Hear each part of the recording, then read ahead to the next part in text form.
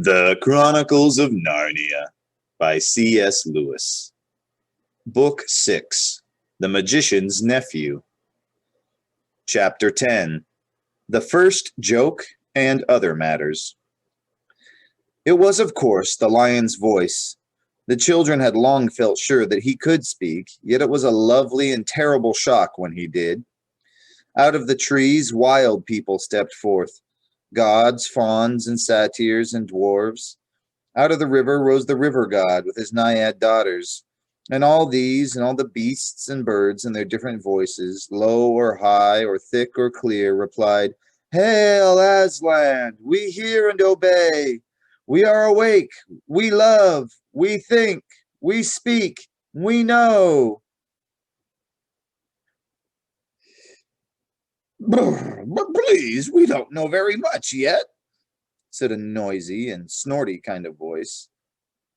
And that really did make the children jump, for it was the cab horse who had spoken. "Good old Strawberry," said Polly.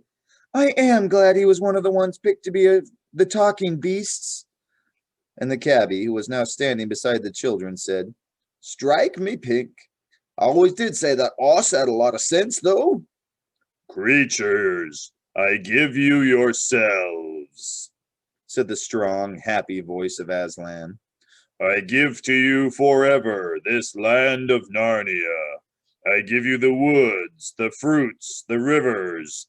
I give you the stars, and I give you myself. The dumb beasts who I have not chosen are yours also.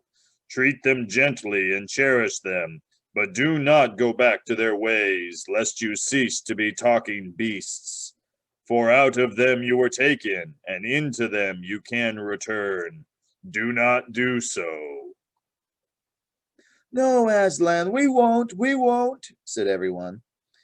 But one perky jackdaw added in a loud voice, "No fear!"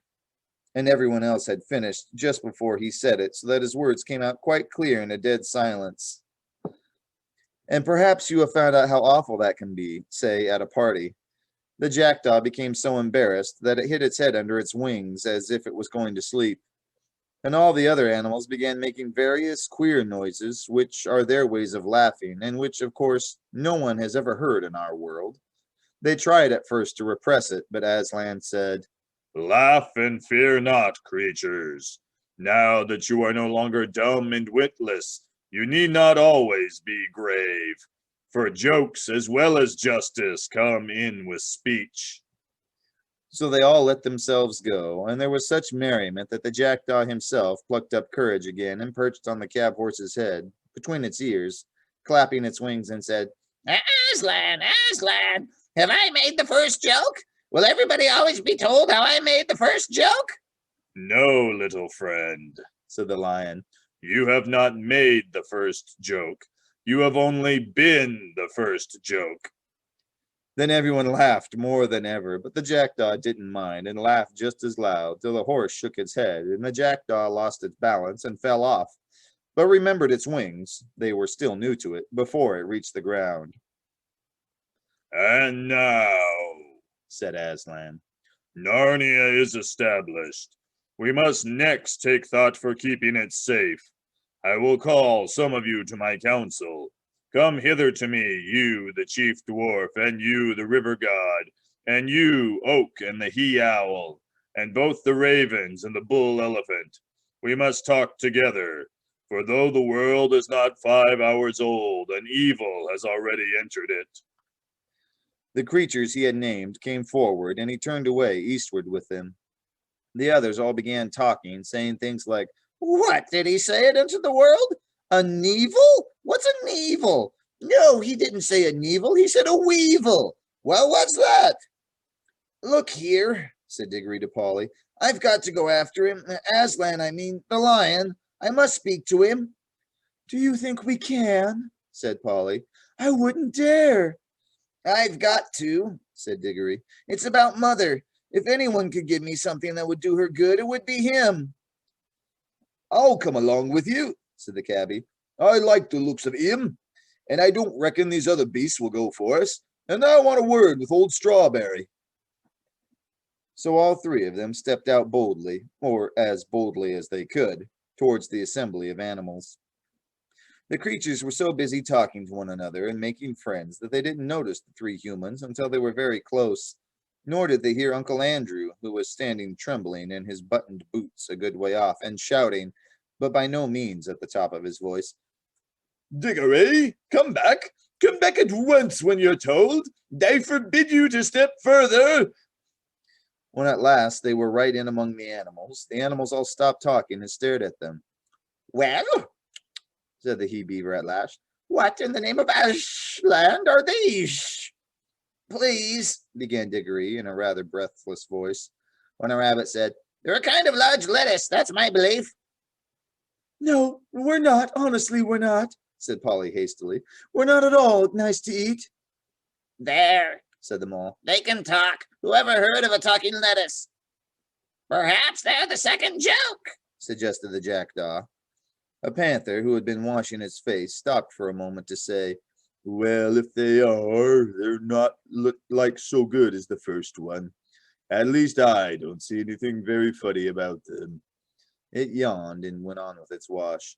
Oh, please, said Diggory. I'm in such a hurry. I want to see the lion. All this time, the cabbie had been trying to catch Strawberry's eye. Now he did. Now, Strawberry, old boy, he said, you know me. You ain't going to stand there and say you don't know me. What's the thing talking about, horse? Said several voices. Well, said Strawberry very slowly, I don't exactly know. I think most of us don't know much about anything yet, but I have a sort of idea I've seen a thing like this before.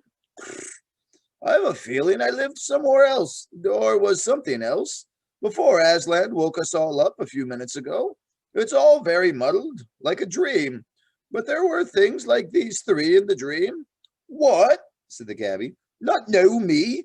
Me what used to bring you hot mash in an evening when you was out of sorts? Me what rubbed you down proper? Me what never forgot to put your cloth on you as standing in the cold? I wouldn't have thought that of you, Strawberry.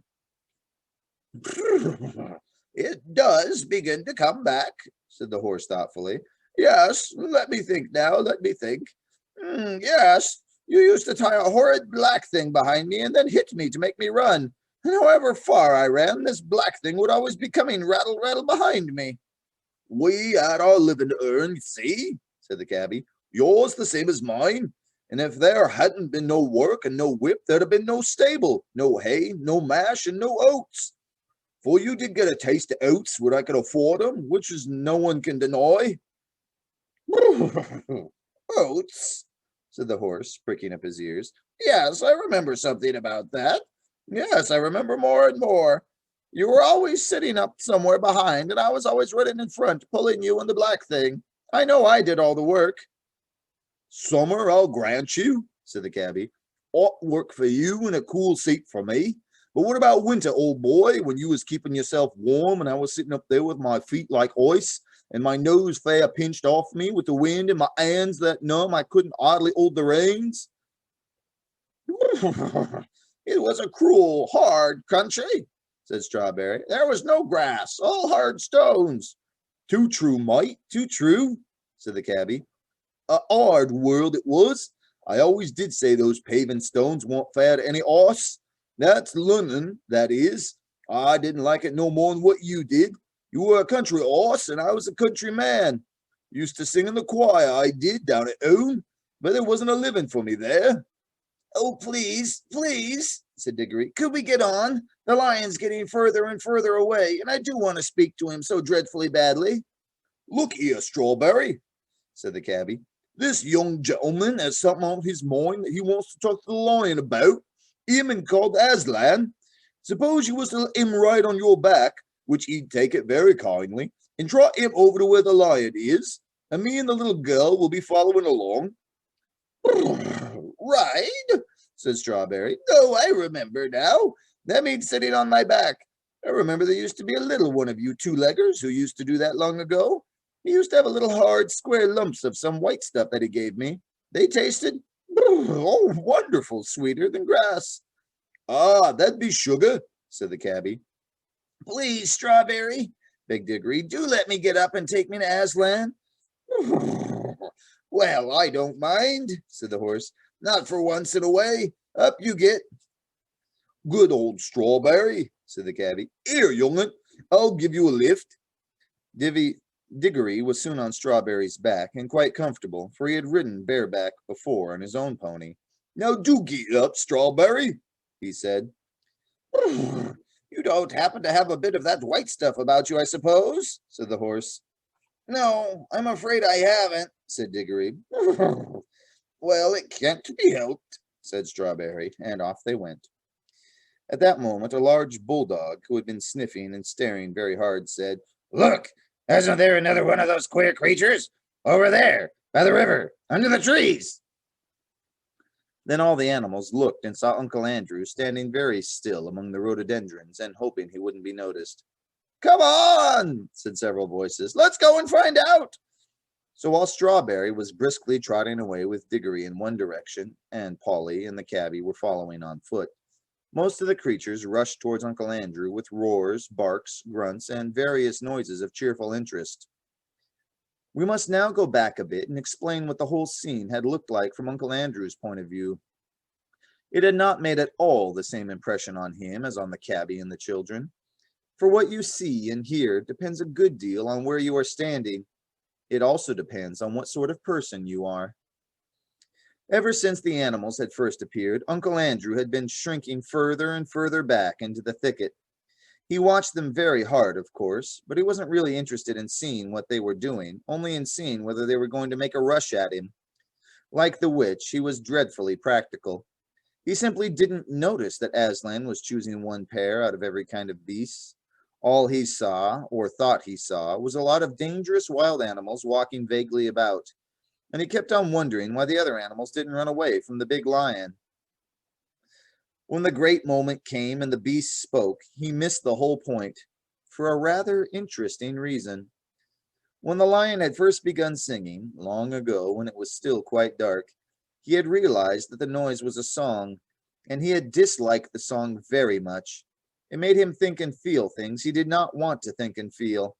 Then, when the sun rose and he saw that the singer was a lion, "Only a lion," he said to himself. He tried his hardest to make believe that it wasn't singing and never had been singing, only roaring as any lion might in a zoo or in our world.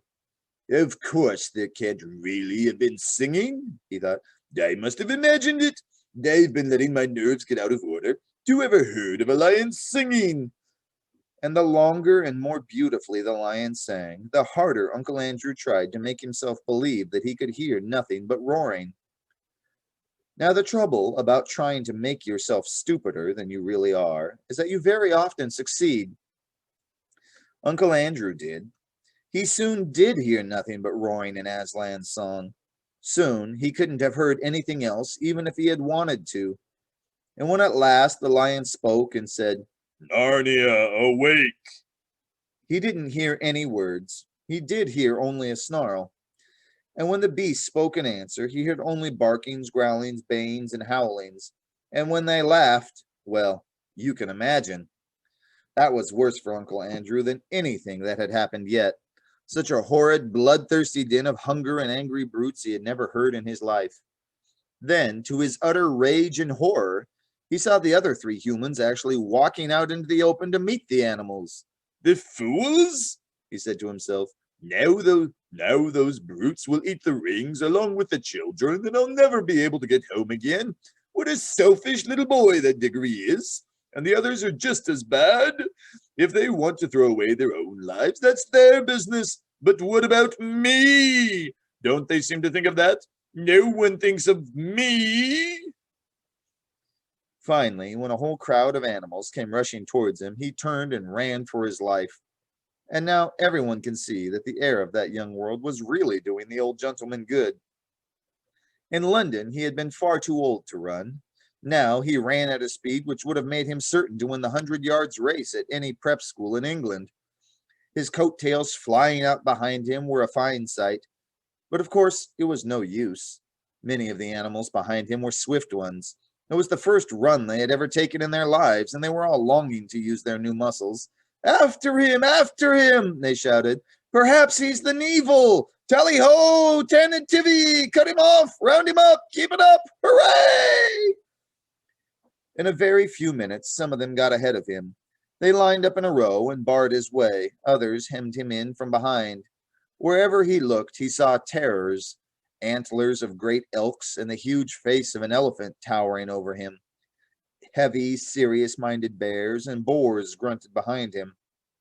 Cool-looking leopards and panthers with sarcastic faces, as he thought, stared at him and waved their tails. What struck him most of all was the number of open mouths. The animals had really opened their mouths to pant. He thought that they opened their mouths to eat him. Uncle Andrew stood trembling and swaying this way and that.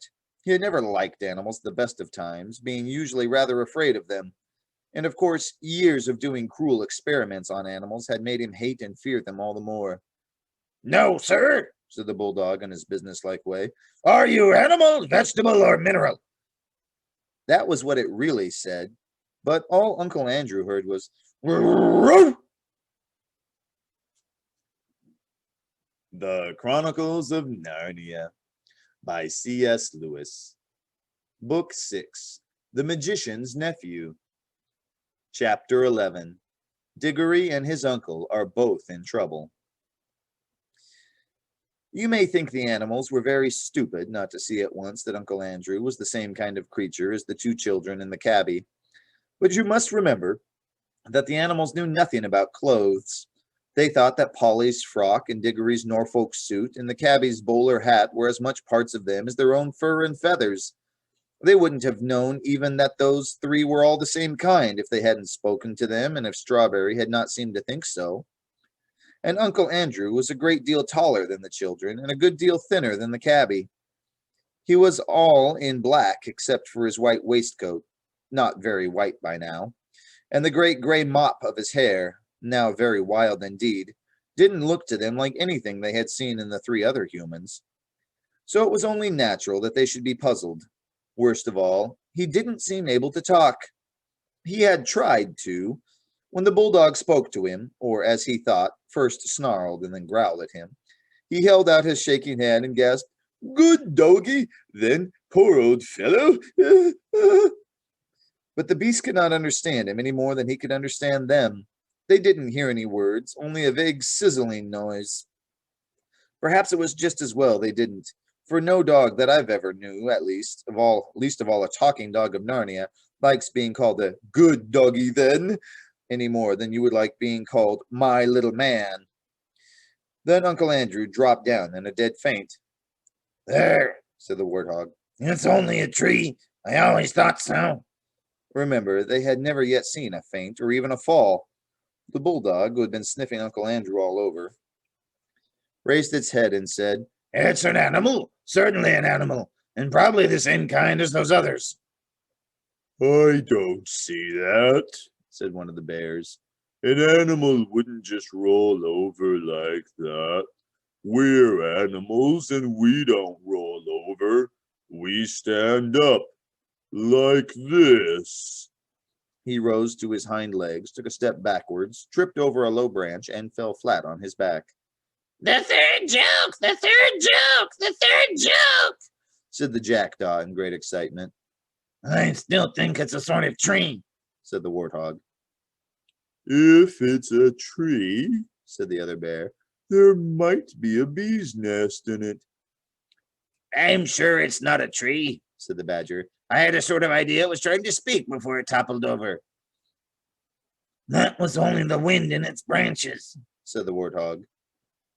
You surely don't mean, said the jackdaw to the badger, that you think it's a talking animal? You didn't say any words. And yet, you know, said the elephant. The she-elephant, of course. Her husband, as you remember, had been called away by Aslan. And yet, you know, it might be an animal of some kind. Mightn't the whitish lump at this end be a sort of face? And couldn't those holes be eyes and a mouth? No nose, of course, but then, one mustn't be narrow-minded. Very few of us would be called exactly a nose. She squinted down the length of her own trunk with pardonable pride. I object to that remark very strongly, said the bulldog. The elephant is quite right, said the tapir.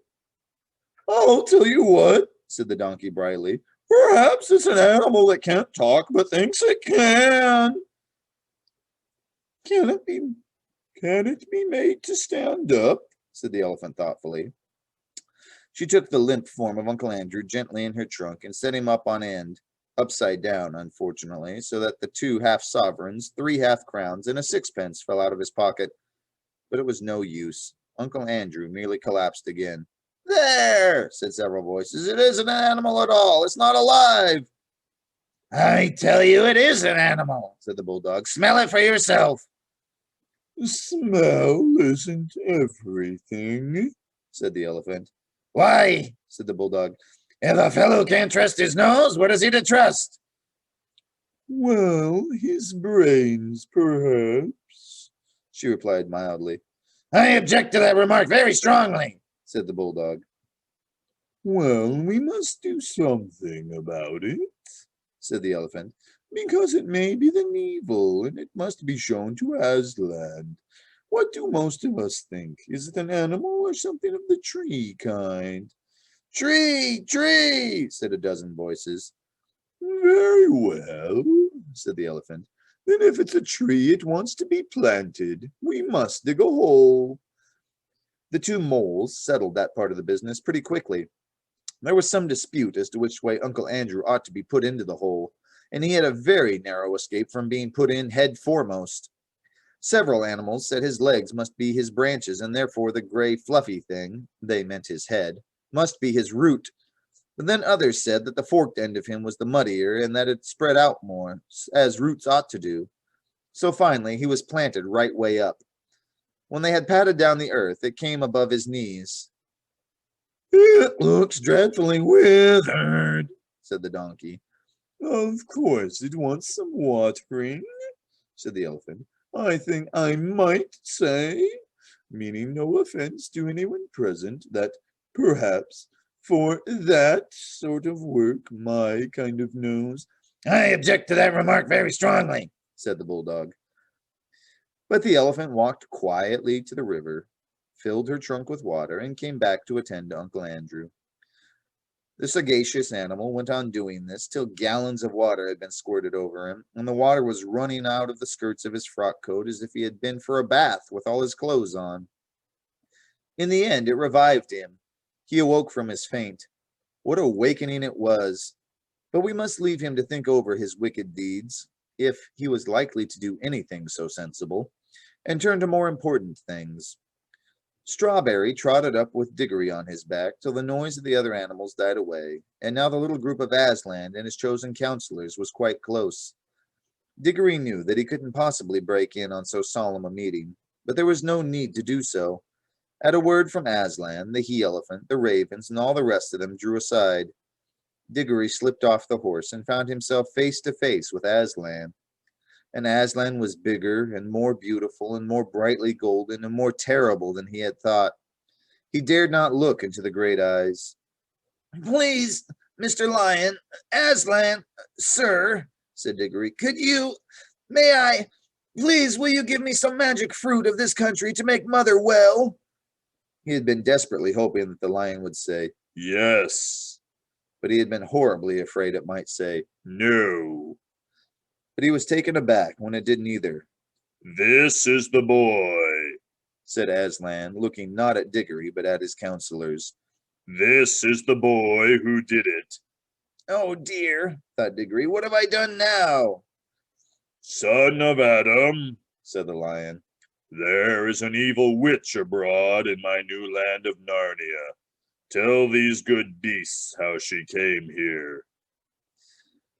A dozen different things that he might say flashed through Diggory's mind, but he had the sense to say nothing except the exact truth.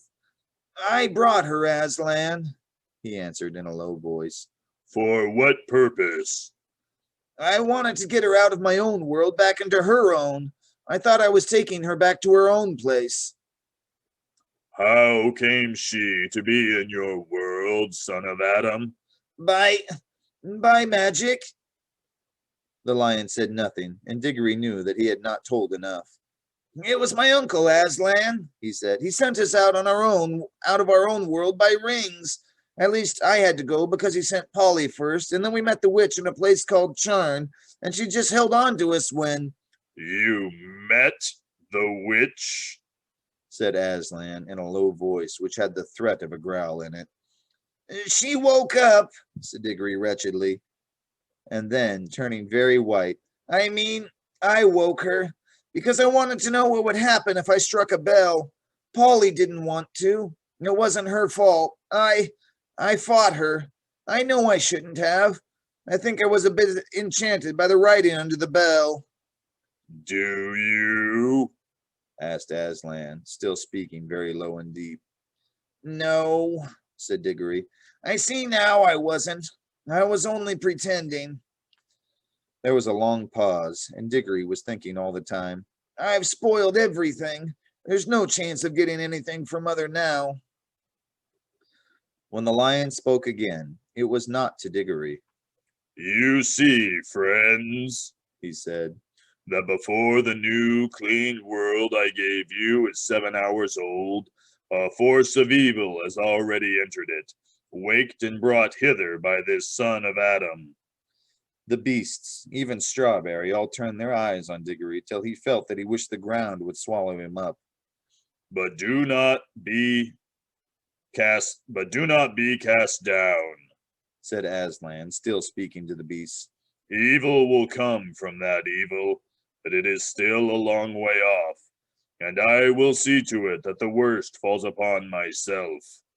In the meantime, let us take such order that for many 100 years yet this shall be a merry land and a merry world, and as Adam's race has done the harm, Adam's race shall help to heal it. Draw near, you other two. The last words were spoken to Polly and the cabbie, who had now arrived. Polly, all eyes and mouth, was staring at Aslan and holding the cabbie's hand rather tightly. The cabbie gave one glance at the lion and took off his bowler hat. No one had yet seen him without it. When it was off, he looked younger and nicer, and more like a countryman and less like a London cabman. Son, said Aslan to the cabbie, I have known you long. Do you know me? Well, no, sir, said the cabbie. Leastways, not in an ordinary manner of speaking. Yet I feel somehow, if I may make so free, as how we've met before. It is well, said the lion. You know better than you think you know, and you shall live to know me better yet. How does this land please you? It's a fair treat, sir, said the cabbie. Would you like to live here always? Well, you see, sir, I'm a married man, said the cabbie. If my wife was here, neither of us would ever want to go back to London, I reckon. We're both country folks, really. Aslan threw up his shaggy head, opened his mouth, and uttered a long, single note, not very loud, but full of power. Polly's heart jumped in her body when she heard it. She felt sure that it was a call, and that anyone who heard that call would want to obey it, and, what's more, would be able to obey it, however many worlds and ages lay between. And so, though she was filled with wonder, she was not really astonished or shocked when all of a sudden a young woman with a kind, honest face stepped out of nowhere and stood beside her. Polly knew at once that it was the cabbie's wife, fetched out of our world, not by any tiresome magic rings, but quickly, simply, and sweetly as a bird flies to its nest. The young woman had apparently been in the middle of a washing day, for she wore an apron, her sleeves were rolled up to the elbow, and there were soap suds on her hands. If she had had time to put on her good clothes, her best hat had imitation cherries on it, she would have looked dreadful. As it was, she looked rather nice. Of course, she thought she was dreaming. That was why she didn't rush across to her husband and ask him what on earth had happened to them both. But when she looked at the lion, she didn't feel quite so sure it was a dream. Yet for some reason, she did not appear to be very frightened. Then she dropped a little half curtsy, as some country girls still knew how to do in those days. After that, she went and put her hand in the cabbie's and stood there looking around her a little shyly. My children, said Aslan, fixing his eyes on both of them. you are to be the first king and queen of Narnia. The cabbie opened his mouth in astonishment, and his wife turned very red. You shall rule and name all of these creatures, and do justice among them, and protect them from their enemies when enemies arise. And enemies will arise, for there is an evil witch in this world. The cabbie swallowed hard 2 or 3 times and cleared his throat. Begging your pardon, sir, he said, and thanking you very much, I'm sure, which my missus does the same, but I ain't no sort of chap for a job like that. I never had much education, you see. Well, said Aslan, can you use a spade and a plow and raise food out of the earth? Yes, sir, I could do a bit of that sort of work. Been brought up to it, like. Can you rule these creatures kindly and fairly, remembering that they are not slaves like the dumb beasts of the world you were born in, but talking beasts and free subjects? I see that, sir, replied the cabbie. I'd try to do square things by them all. And would you bring up your children and grandchildren to do the same? It'd be up to me to try, sir. I'd do my best, wouldn't we, Nellie? And you wouldn't have favorites either among your own children or among the other creatures, or let any hold another under or use it hardly? I never could abide such goings on, sir, and that's the truth. I'd have given what for if I caught him at it, said the cabbie. All through this conversation, his voice was growing slower and richer, more like the country voice he must have had as a boy, and less like the sharp, quick voice of a cockney. And if enemies came against the land, for enemies will arise, and there was war, would you be the first in the charge and the last in the retreat? Well, sir, said the cabbie very slowly, a chap don't exactly know till he's been tried. I dare say I might turn out ever such a soft un. Never did no fighting except with my fists. I'd try, that is, I hope I'd try to do my bit. Then, said Aslan, you will have done all that a king should do. Your coronation will be held presently, and you and your children and grandchildren shall be blessed. And some will be kings of Narnia, and others will be kings of Archenland, which lies yonder over the southern mountains. And you, little daughter, here he turned to Polly, are welcome. Have you forgiven the boy for the violence he did you in the Hall of Images and the desolate palace of accursed Charn? Yes, Aslan, we've made it up, said Polly. That is well, said Aslan. And now for the boy himself.